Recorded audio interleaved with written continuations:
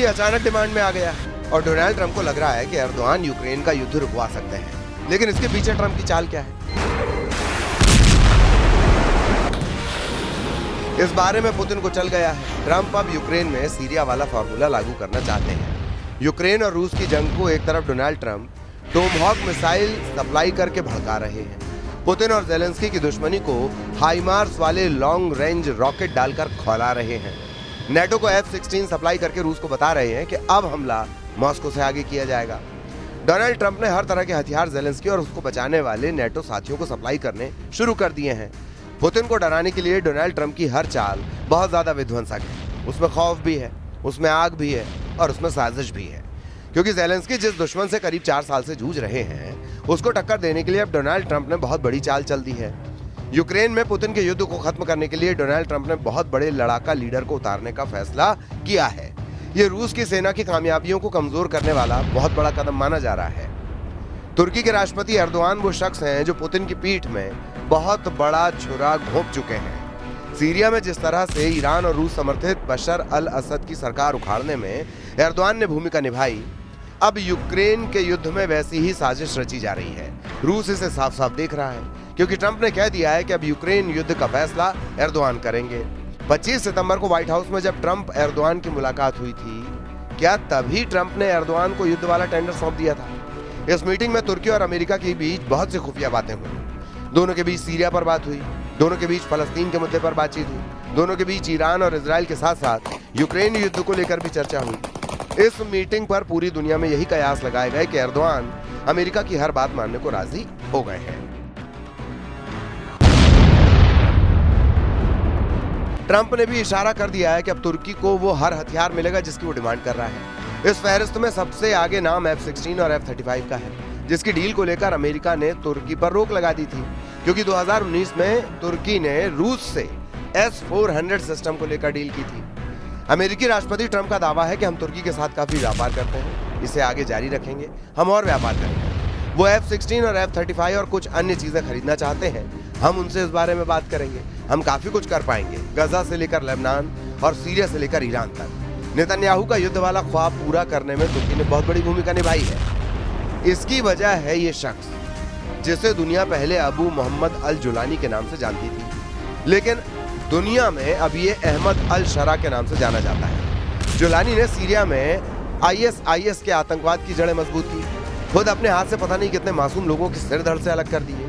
इसी जुलानी ने 8 दिसंबर 2024 को सीरिया पर कब्जा किया था, क्योंकि उस तख्ता पलट में तुर्की और अमेरिका के अलावा इजराइल ने भी जुलानी की मदद की थी। ये बात खुद नेतन्याहू कबूल कर चुके हैं कि उन्होंने सीरिया में बशर अल असद को सत्ता से बेदखल कर दिया। कभी इस शख्स पर अमेरिका ने $1 करोड़ का इनाम रखा था और अब ये सीरिया का राष्ट्रपति बन चुका है। तुर्की का करीबी जुलानी डोनाल्ड ट्रंप की सरकार का भी यार बन गया। 8 दिसंबर को सीरिया पर कब्जा करने के बाद जुलानी तुर्की और अमेरिका का खासम खास बन चुका है। जिस जुलानी ने रूस के साथ ही बशर अल असद की सरकार को हटा फेंका और ईरान को भी सीरिया से बाहर कर दिया, वो जुलानी 2 महीने बाद फरवरी में तुर्की जाकर एर्दोआन से मिला और फिर अगले 3 महीने बाद मई में सऊदी अरब जाकर डोनाल्ड ट्रंप से भी मिला था। यानी पुतिन के दुश्मन को ट्रंप ने भी सराहा और एर्दोआन का तो ये सबसे पसंदीदा लड़ाका है। अब सवाल है कि यूक्रेन के युद्ध को लेकर एर्दोआन यानी तुर्की ट्रंप को कौन सी सर्विस दे सकता है। ट्रंप का बस एक ही मकसद है, गजा में युद्ध बंद कराने का ऐलान करके वो पूरी दुनिया का बॉस बनना चाहते हैं। ऐसा इरादा वो इजराइल की संसद में जाहिर कर चुके हैं, जब हमास और इजराइल के बीच युद्ध विराम का ट्रंप इजराइल में ऐलान कर रहे थे। अमेरिकी राष्ट्रपति ट्रंप का कहना है कि अगर आपको लगता है हमने 8 महीनों में 8 युद्ध खत्म किए हैं, तो मैं अब इसे भी इसमें शामिल कर रहा हूं।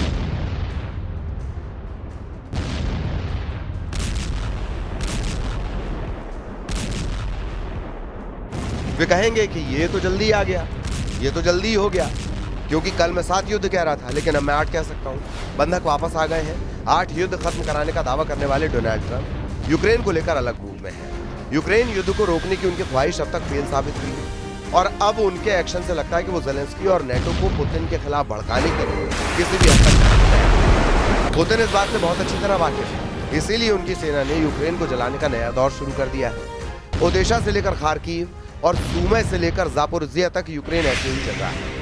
पुतिन की सेना ने यूक्रेन पर 3.5 साल के युद्ध में सबसे खतरनाक अटैक को अंजाम देना शुरू कर दिया है। रूस इस बार यूक्रेन पर नहीं बल्कि नेटो पर सबसे बड़े हमले के लिए खुद को आजमा रहा है, क्योंकि अमेरिका और नेटो ने भी रूस को दबाने में कोई कोर कसर बाकी नहीं रखी। यह है पुतिन की यासीन क्लास की परमाणु पनडुब्बी और यह है पुतिन की ऑस्कर क्लास की पनडुब्बी। दोनों न्यूक्लियर सबमरीन हैं। दोनों डोनाल्ड ट्रंप की उस धमकी का जवाब देने के लिए तैयार है जो उन्होंने पुतिन को दी है। दोनों सबमरीन के कमांडर टारगेट सेट करते हैं, ऑर्डर जारी करते हैं कि दुश्मन को पूरी तरह तबाह कर दो। इसके बाद क्रू हरकत में आ जाता है क्योंकि मिसाइल लॉन्च होने को तैयार है। मिसाइल लॉन्च प्रशांत महासागर में अलास्का से बहुत करीब से ये मिसाइल दागी गई। जाहिर है जवाब डोनाल्ड ट्रंप को दिया जा रहा है, वो इसलिए क्योंकि डोनाल्ड ट्रंप ने भी पुतिन को धमकाने वाली बहुत बड़ी बात कही है। अपने 9 महीने के कार्यकाल में ट्रंप ने वो गलती की है जिससे पुतिन का गुस्सा मिसाइल की रफ्तार से बुलंदी पर पहुंच गया है। दोनों तरफ अब परमाणु पनडुब्बी वाला खौफ मंडराने लगा है और फिलहाल इसकी सबसे बड़ी वजह डोनाल्ड ट्रंप बन चुके हैं। रूस से टक्कर को लेकर डोनाल्ड ट्रंप ने वो बात आधिकारिक तौर पर कह दी जो 2 महीने पहले तक अमेरिका में सूत्रों के हवाले से कही जा रही थी। रूस और अमेरिका के बीच इस वक्त परमाणु युद्ध वाला खतरा माउंट एवरेस्ट वाली ऊंचाई पर पहुंच चुका है।